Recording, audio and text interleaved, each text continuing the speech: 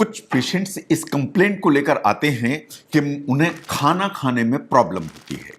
लेकिन जो खाना खाने में प्रॉब्लम होती है, इनमें एक क्वेश्चन खड़ा होता है जिसका क्लियर आंसर चाहिए।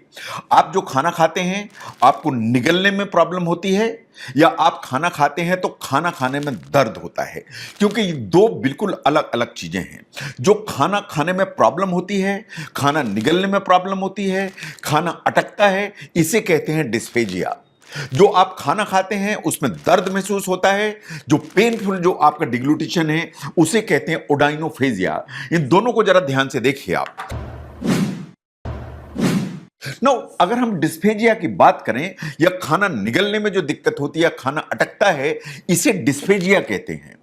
जो डिस्फेजिया का मतलब यह है कि आप जो खाना खा रहे हैं तो आपको निगलने में प्रॉब्लम होगी, और जो ओडाइनोफेजिया है वो इस चीज का संकेत है कि आप खाना जब भी निगलेंगे तो आपको बहुत तेज अनबेरेबल पेन होगा। और दोनों बिल्कुल अलग अलग चीजें हैं, और दोनों के ट्रीटमेंट भी बिल्कुल अलग अलग हैं। इनको अलग इसलिए करने की जरूरत है कि हमें यह देखना पड़ता है कि इनके क्या कारण हैं, क्या इन्वेस्टिगेशन किस चीज की जरूरत है, इन आपका जो ट्रीटमेंट है वो कैसे स्ट्रीमलाइन हो पाएगा, ये इंपॉर्टेंट है। नो, जो डिस्फेजिया है, सबसे पहले हम उसकी बात करते हैं। जो आप खाना खाते हैं तो खाना अटकता है। जो खाना अटकता है वो आपको क्या महसूस होगा? आपको महसूस होगा कि आपने कोई चीज खाई या कोई चीज आपने पी तो यहां पर जाके अटक जाती है, वो धीरे धीरे नीचे जाती है, और जो धीरे धीरे नीचे जाती है वो ताकत लगा के आपको भेजनी पड़ती है, या आपको पानी पीना पड़ता है, उसके साथ नीचे जाती है, लेकिन यहां पर अटकी महसूस होती है। अधिकांश लोगों को ऐसा लगता है कि पहले तो ठोस चीजें अटकती थी, यानी रोटी अटकती थी, सब्जी अटकती थी, धीरे धीरे दाल चावल अटकने लगा, धीरे धीरे खिचड़ी दलिया अटकने लगा, और धीरे धीरे पानी दूध भी अटकने लगा। यानी सॉलिड अटकना पहले चालू हुआ, फिर सेमी सॉलिड अटकने लगे, एंड अब धीरे धीरे जो ना लिक्विड भी अटकना चालू हो गए, और सब यहां पर अटका या भरा हुआ महसूस होता है। नो, इसके अगर हम कॉमन कॉजेज देखें डिस्फेजिया के, सबसे जो इंपॉर्टेंट कारण है जो बढ़ती हुई उम्र के साथ सामने आता है वो है ट्यूमर्स। अगर खाने की नली में कोई भी ट्यूमर होगा, जैसा आपको इस एंडोस्कोपी फोटोग्राफ में दिखाई दे रहा है, अगर ऐसा होगा तो जो भी खाएंगे आप वो अटकेगा। तो अगर खाना अटक रहा है, एज ज्यादा है, तो जो ट्यूमर है वो हमेशा एक क्वेश्चन में आ जाता है। नंबर 2, अगर इंटेस्टाइन जो खाने की नली है उसमें कोई भी ब्लॉक हो, खाने की नली सिकुड़ गई, चाहे वो टीबी के चलते हो, चाहे किसी भी बीमारी के चलते हो, अगर वो सिकुड़ जाएगी तो खाना निगलने में दिक्कत होगी, खाना यहां अटकेगा। नंबर 3, जो खाने की नली है ये पाइपलाइन है, ये खाने को आगे बढ़ाती है ऐसे चलाते हुए। अगर कोई प्रॉब्लम है जिसमें खाने की नली की चाल गड़बड़ हो गई तो प्रॉब्लम खड़ी हो जाएगी। अगर न्यूरोमस्कुलर कोई डिसऑर्डर है जिसमें खाने की नली की चाल गड़बड़ है, चाहे वो पार्किंसंस डिजीज हो, चाहे स्ट्रोक हो, तो खाना निगलने में दिक्कत खड़ी हो जाएगी। इन नंबर 4 पर आता है एक्लेजिया। आपकी खाने की नली है, ये खाने की थैली है, इसके बीच में एक वाल्व है। जो आप खाना खाते हैं ये वाल्व खुलता है, खाना नीचे जाता है, वाल्व बंद हो जाता है। फिर आप खाते हैं, ये वाल्व खुलता है, खाना नीचे जाता है, बंद हो जाता है। एक्लेजिया कार्डिया में जो आप खाना खाते हैं तो एक वाल्व प्रॉपर्ली ओपन नहीं होता है, तो आपने जो भी खाना खाया वो यहीं पे अटका रहेगा, बार बार मुंह में वापस आएगा। तो दिस इज एक्लेजिया कार्डिया। ये 4 मेन कारण हैं जो इस तरह की प्रॉब्लम, खाना अटकने की प्रॉब्लम लेके आते हैं। ये आपकी जानकारी में होनी चाहिए। नाउ, अगर हम डिस्फेजिया को देखें तो होगा क्या? जो आप खाएंगे वो अटकेगा, लेकिन आपको कोई दर्द नहीं होगा।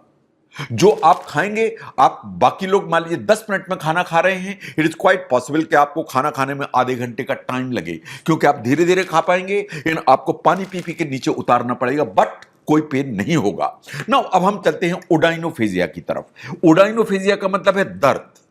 जो भी आप जो ना खाएंगे, बहुत शार्प अनबियरेबल पेन होगा, जलन होगी, और यहां पर दर्द होगा बहुत ज्यादा। इवन पानी पिएंगे तो भी आपको दर्द होगा। अगर हम कॉमन काजेस की बात करें तो जितने भी इंफेक्शंस हैं, चाहे वो स्ट्रेप थ्रोट हो, चाहे थ्रश हो, जो यहां हो जाते हैं, उनके चलते खाना निगलने में बहुत तेज दर्द होने लगता है।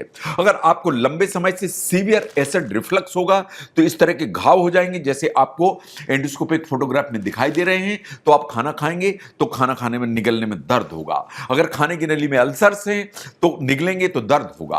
अगर आपके खाने की नली में कोई भी इंफेक्शन, इन्फ्लेमेशन है तो पेन होगा। कभी कभी लोग गलती से इस तरह की चीजें पी लेते हैं, जैसे एसिड पी लेते हैं, कोरोसिव, इस तरह की चीजें पी लेते हैं। वो पी लेते हैं तो खाने की नली पूरी की पूरी डैमेज हो जाती है, तो कुछ भी आप पिएंगे तो भी आपको दर्द होगा। कुछ दवाइयां हैं जैसे डॉक्सीसाइक्लिन है, डॉक्सीसाइक्लिन जैसी दवाई आपने खाई और ज्यादा पानी नहीं पिया तो वो कैप्सूल यहीं खुल गया, तो यहीं घाव कर देता है, तो आप कुछ भी खाएंगे तो आपको बहुत तेज दर्द होगा। ये कॉमन रीजंस हैं। तो जो की इंडिकेटर है जो ओडाइनोफेजिया, वो सबसे बड़ी जो प्रॉब्लम खड़ी होगी कि कुछ भी आप निगलेंगे तो आपको दर्द होगा, यानी खाना निगलने में दर्द इस चीज का इंडिकेशन है कि आपको ओडाइनोफेजिया है। आपको लगेगा कि दर्द हो रहा, खाना अटकना भी महसूस हो सकता है।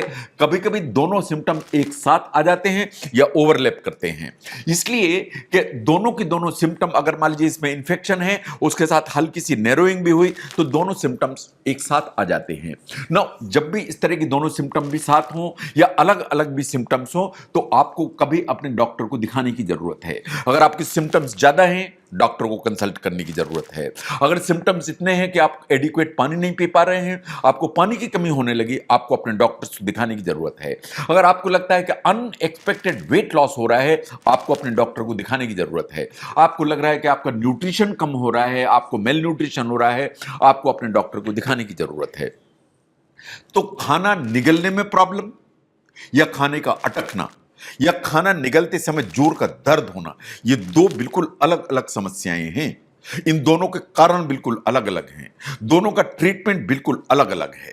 तो इसलिए इनको क्लिनिकली आपको समझने की जरूरत है ताकि आप डॉक्टर को बता पाएं कि आपको प्रॉब्लम अटकने की है या निगलते समय दर्द की है, ताकि आपका जो ट्रीटमेंट है वो स्ट्रीमलाइन हो पाए।